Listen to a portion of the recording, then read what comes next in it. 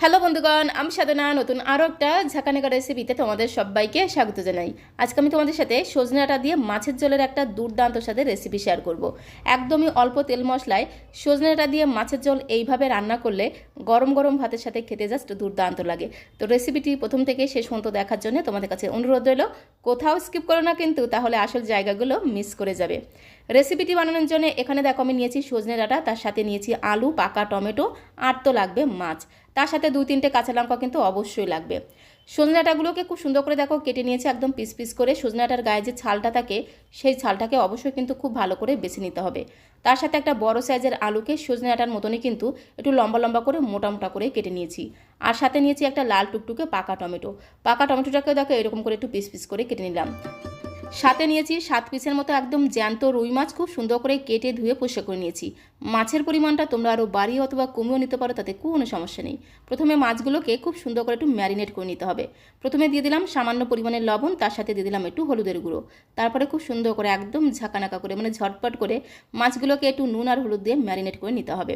আর জ্যান্ত মাছ দিয়ে যদি এইভাবে সজনে ডাঁটার পাতলা ঝোল রান্না করা হয় না, গরম গরম ধোয়াটা ভাতের সাথে খেতে কিন্তু অসাধারণ টেস্টি লাগে। তো এখন আমি মাছগুলোকে ভেজে নেব। তার জন্য দেখো সরাসরি চলে আসলাম কড়াইয়ের কাছে। গ্যাসের ফ্লেমটা অন করে দিয়ে একটা কড়াই বসিয়ে দিয়েছি। কড়াইটা যখন খুব ভালো মতো গরম হয়ে গেছে, কড়াইয়ের মধ্যে আমি 3 থেকে 4 চামচ দিয়ে দিলাম সরষের তেল। মাছ ভাজার সময় তেলের পরিমাণটা একটু বেশি দিয়ে যদি মাছটাকে ভাজা হয়, মাছগুলো খেতে কিন্তু দারুণ টেস্টি লাগে। কড়াই আর তেল দুজনকে খুব ভালো মতো গরম করতে হবে, যাকে বলে একদম ধোয়া ওটা গরম করতে হবে। তারপরে গরম তেলটাকে খুব সুন্দর করে ঘোটানাটা করে কড়াইয়ের গায়ে লাগিয়ে নিতে হবে। এরপরে আগে থেকে নুন হলুদ দিয়ে ম্যারিনেট করা রুই মাছের পিসগুলোকে একে একে গরম তেলের মধ্যে দিতে হবে। যেহেতু রুই মাছের পিসগুলো বেশ ছোট, তাই একবারে আমি সবগুলো মাছ দিয়ে ভেজে নেব। আর মাছের পিসগুলো যদি একটু বড় হয় তাহলে অল্প অল্প করে মাছের পিস দিয়ে ভাজবে, না হলে আবার উল্টে পাল্টে ভাজার সময় ভেঙে যেতে পারে। আর মাছের পিসগুলো গরম তেলের মধ্যে দিয়ে সঙ্গে সঙ্গে কিন্তু উল্টানো যাবে না। গ্যাসের ফ্লেমটা মিডিয়াম টু হাইতে রেখে 3-4 মিনিট এইভাবে রেখে দিতে হবে। যখন মাছের একটা পিঠ ভাজা হয়ে যাবে তখন উল্টে দিয়ে বাকি পিঠগুলোকে ভেজে নিতে হবে। কড়াই আর তেল এই দুজনকে প্রথমে খুব ভালো মতো গরম করতে হবে, যাকে বলে একদম ধোয়াটা গরম করতে হবে। তারপরে মাছের পিসগুলোকে দিয়ে কিন্তু সঙ্গে সঙ্গে উল্টানো যাবে না। গ্যাসের ফ্লেমটা মিডিয়াম টু হাইতে রেখে 3-4 মিনিট রেখে দিতে হবে। যখন মাছের একটা পিঠ একটু ভাজা হয়ে যাবে তখন উল্টে পাল্টে বাকি পিঠটাকেও ভেজে নিতে হবে। তাহলে দেখবে একটা মাছও কিন্তু কড়াইতে লেগে যাবে না, ভেঙেও যাবে না। কত সুন্দর দেখো মাছগুলো এপিট ওপিট উল্টে পাল্টে লাল লাল করে ভেজে নিলাম।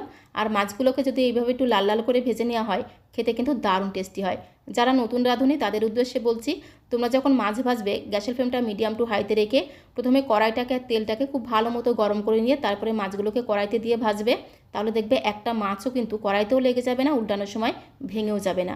আর এইভাবে একটু লালচে করে ভেজে নেবে, তাহলে মাছটা খেতে কিন্তু দারুণ লাগবে। কড়াইতে যেটুকু মাছ ভাজা তেল আছে সেই তেলের মধ্যে আমি 1 চামচের 3 ভাগের 1 ভাগ দিয়ে দিলাম গোটা জিরে ফোড়ন।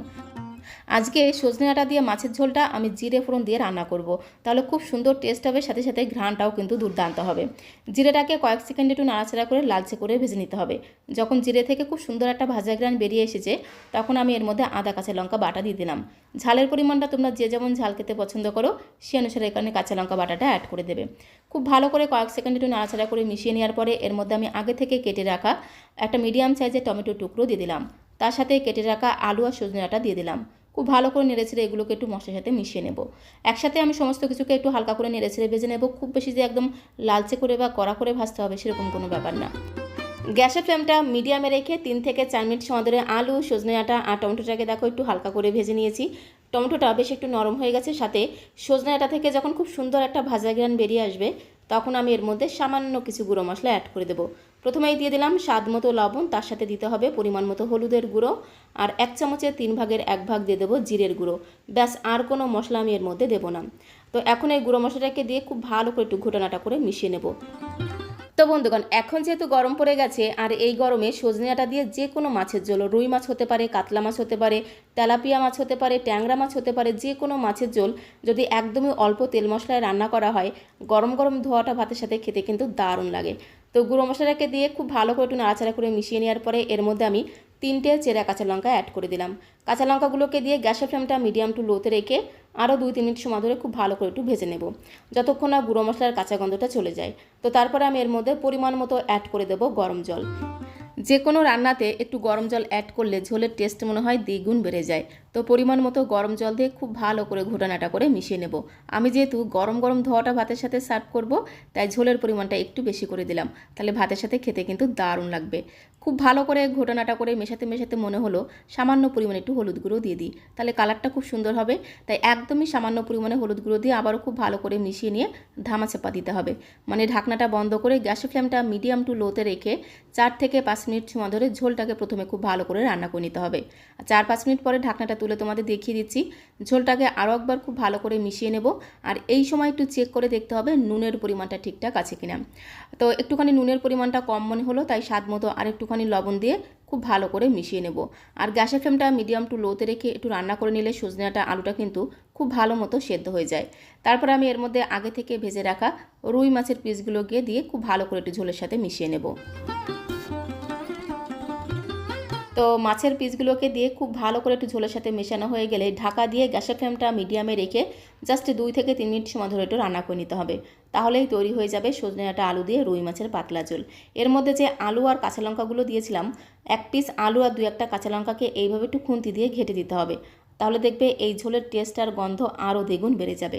কাঁচা লঙ্কার নিজস্ব একটা ঘ্রাণ আছে, তো এইভাবে একটু ঝোলের সাথে ডলে দিলে ফ্লেভারটা কিন্তু দুর্দান্ত হয়। গ্যাসের ফ্লেমটা বন্ধ করে দিলাম। সজনে ডাঁটা আলু দিয়ে রুই মাছের পাতলা ঝোল একদমই রেডি হয়ে গেছে। এখন একটা বোলের মধ্যে আমি সার্ভ করে দেবো। গরম গরম ভাতের সাথে এইরকম যদি সজনে ডাঁটা আলু দিয়ে রুই মাছের পাতলা ঝোল থাকে, তাহলে আর কোনো কিছুই লাগবে না। শুধু এই একটা আইটেম দিয়েই কিন্তু সবটুকু ভাতে নিমিশেই খাওয়া হয়ে যাবে। রেসিপিটি ভালো লাগলে একটা লাইক আর শেয়ার করে দেওয়ার অনুরোধ রইল।